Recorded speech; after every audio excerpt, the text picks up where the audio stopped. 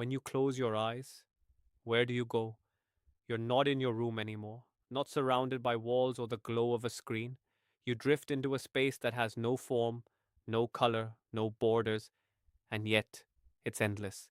That space is your mind, the most private universe you'll ever know. Welcome to the inner mind. Today is the first episode, The Mirror and the Maze. What is the mind? I'm your host, and together we'll explore one of the most mysterious dimensions of being human, the mind. People often say, it's all in your mind. But no one ever tells you where that is. The brain is the biological hardware, neurons, synapses, signals. But the mind is something else. It's the voice that narrates your life, the lens through which you see, the stage where everything, memory, feeling, imagination, comes together to perform the play called me. And yet, most of us know so little about it. The mind is like a mirror. It reflects the world, but never perfectly. Some days the mirror is clear. Everything it shows feels bright, true, alive. Other days it's covered in dust, anxiety, anger, confusion, and the reflection turns dark or distorted. What we call reality is often just that reflection. We don't see the world as it is. We see it as our mind allows it to be. A simple example, imagine walking in the rain. One mind says, "What a miserable day." Another says, "How peaceful, the sound of rain against the window." Same world, different minds. The power of the mind lies not in what it sees, but in how it sees.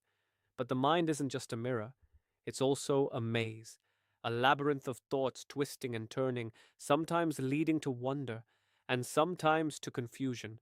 We enter it each morning when we wake. What will happen today? Did I say the wrong thing? Why do I feel uneasy? The mind starts talking long before we do.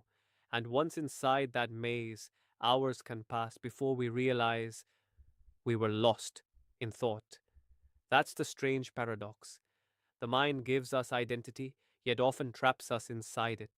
It remembers every wound, every word, every possibility, and replays them endlessly. Have you ever tried to just stop thinking, only to realize thoughts keep flowing, ignoring your orders? That's when you start to see that you are not the voice in your mind. You are the one who hears it. The moment you start observing your thoughts instead of chasing them, something extraordinary happens. A small space opens up between you and your mind. In that space lies freedom. Suddenly, the world grows quieter. You begin to notice how thoughts appear and fade, emotions rise and settle, just like waves against the shore. And behind it all, awareness remains untouched. The mirror doesn't need fixing, it just needs cleaning.